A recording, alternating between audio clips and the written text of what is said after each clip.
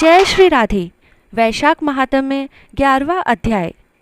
मिथिलेश राजा ने पूछा कि जब कामदेव भस्म हो गया तो फिर उसकी उत्पत्ति कैसे हुई।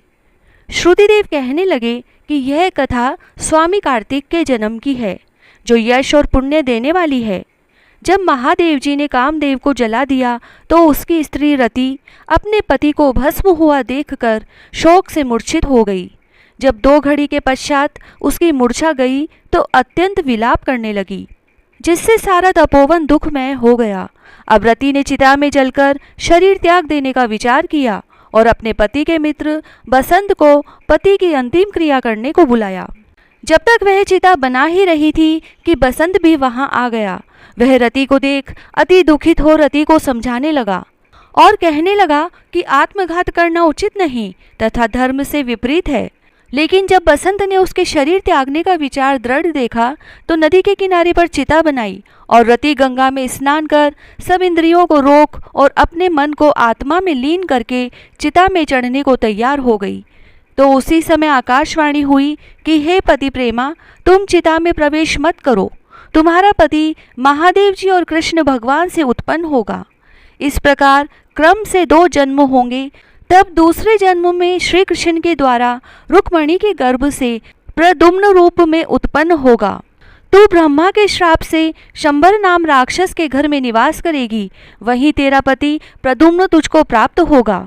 इतना कहकर आकाशवाणी समाप्त हो गई। और जब रति ने आकाशवाणी सुनी तो उसने चिता में प्रवेश नहीं किया।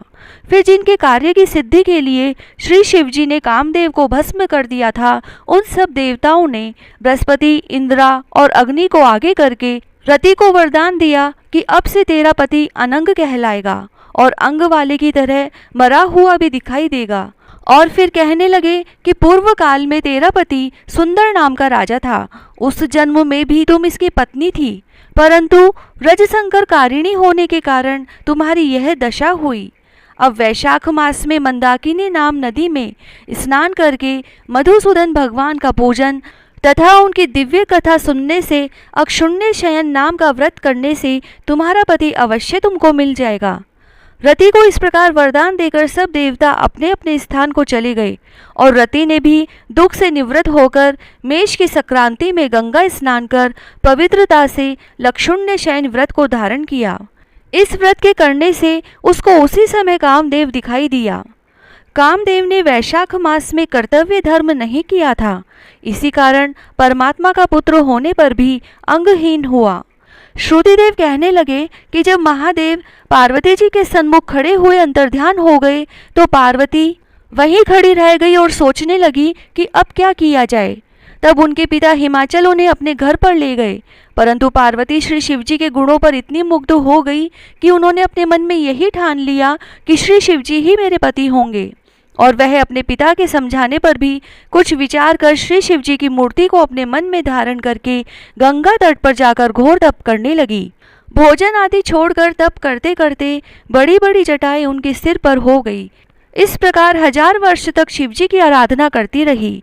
एक दिन सायंकाल के समय श्री महादेव जी पार्वती जी की परीक्षा करने के लिए ब्रह्मचारी वेश धारण कर उनकी पर्णकुटी में आकर उनकी अचल भक्ति देखकर कहने लगे कि हे भद्रे, जो तुम्हारे मन में हो वरदान मांगो। तब पार्वती जी कहने लगी, मैं यही वरदान मांगती हूँ कि आप मेरे पति हो। तथास्तु कहकर श्री शिवजी ने सप्तऋषियों को बुलाया और उपस्थित होने पर उन्हें आज्ञा दी कि तुम हिमाचल के पास जाकर विवाह का प्रस्ताव करो। साधु ब्रह्मावादी ऋषि चारों तरफ प्रकाश करते हुए आकाश मार्ग से हिमाचल के घर पहुंचे। राजा ने उनका यथोचित पूजन आदि से सत्कार किया। तब ऋषियों ने कहा कि हे राजा हिमाचल, तेरी कन्या पार्वती पहले दक्ष की कन्या सती थी, जिसने अपने पिता के यज्ञ कुंड में गिरकर अपने प्राण त्याग दिए थे। इनका परिग्रहण करने के योग्य सिवाय शिव के कोई और नहीं है, इसीलिए तुम अपनी कन्या का विवाह श्री शिवजी के साथ कर दो।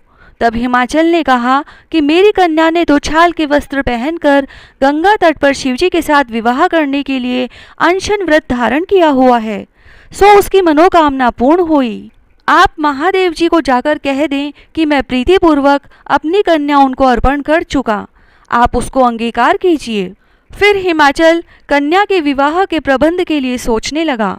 उधर सप्तऋषि श्री महादेव जी के पास पहुंचे और विवाह निश्चित करके चले गए। इसके पश्चात निश्चित तिथि पर लक्ष्मी, विष्णु आदि सभी देवी देवताओं के संग बारात लेकर श्री महादेव जी बैल पर आरूढ़ होकर चारों ओर भूत गणों से सेवित शंख, भेरी, मृदंग आदि बाजों के शब्द के साथ तथा वंदीजनों के समूह सहित ऋषिगणों की वेद ध्वनि में हिमाचल के घर में प्रवेश किया और सुंदर शुभ मुहूर्त लग्न तथा शुभ ग्रहों की दृष्टि में हिमाचल ने अपनी कन्या श्री पार्वती जी का विवाह श्री महादेव जी से कर दिया। महोत्सव के पूर्ण होने पर श्री शिव जी लौकिक धर्म का पालन करने लगे। संपूर्ण रिद्धि और सिद्धियों से युक्त इंद्र के भवन के समान हिमालय के शिखर पर नंदनी के तीर पर वन के बीच में जहाँ भोरे गूंजते और पक्षी अपना सुंदर शब्द करते हैं, पार्वती के साथ दिव्य 1000 वर्ष तक रमण करते रहे। जब श्री शिव जी पार्वती के संग नित्य रमण करते रहे परंतु गर्भ स्थिति न हुई तो देवताओं को अति चिंता हुई। फिर विचार कर अग्निदेव को बुलाया और उनको समझाया कि जिस समय महादेव जी रमण कर चुके हो तुम उनके सामने चले जाना। पार्वती तुमको देखकर लज्जा के मारे वहां से हट जाएगी और तुम शिव जी को अपनी बातों में लगा लेना और शिष्य समान बहुत से प्रश्न करना तथा समय लग जाने पर पार्वती जी की गर्भ स्थिति हो जाएगी। अग्निदेव ने ऐसा ही किया और रमण के समय वहां पहुंच जाने से शिवजी महाराज को ऐसे समय में अग्निदेव का आना बहुत बुरा लगा और उन्होंने श्राप दिया कि मेरा वीर्य तुम्हारे मुख द्वार से तुम्हारे उदर में प्रवेश करे। तब अग्नि ने उस वीर्य को अपने उदर में ग्रहण कर लिया और 10 महीने बीत जाने पर उस तेज वीर्य को गंगा जी में डाल दिया। गंगा जी भी उसको सहन न कर सकी और उसको सरपतों में फेंक दिया और वहां पर उसके 6 भाग हो गए। तब ब्रह्मा जी ने 6 कन्याओं को भेजा। उन्होंने उन 6 भागों को जोड़ा जिससे 6 मुख और 1 अंग ऐसी आकृति का बालक बन गया। वह बहुत दिनों तक उन सरकंडों में ही पड़ा रहा। एक दिन श्री महादेव जी और पार्वती जी बैल पर चढ़े जा रहे थे कि सहसा पार्वती जी के स्तनों से दुग्ध की धारा बहने लगी। तब पार्वती जी ने श्री महादेव जी से इसका कारण पूछा तो श्री महादेव जी बोले, हे देवी, मैं इसका कारण कहता हूँ। देखो, यह पास में ही तुम्हारा पुत्र पड़ा हुआ है। फिर श्री महादेव जी ने पिछली सारी कथा पार्वती जी को सुनाई और कहा कि इसीलिए ऐसा हुआ है क्योंकि वह तुम्हारा ही पुत्र है। महादेव जी की बात सुनकर पार्वती जी ने पुत्र स्नेह में उस बालक को उठा लिया और उसको कैलाश में ले गई और उसका पालन पोषण करने लगी। श्रुतिदेव कहने लगे कि राजन, यह कार्तिक के जन्म की कथा मैंने तुमसे कही है। जय श्री राधे। 11वां अध्याय समाप्त।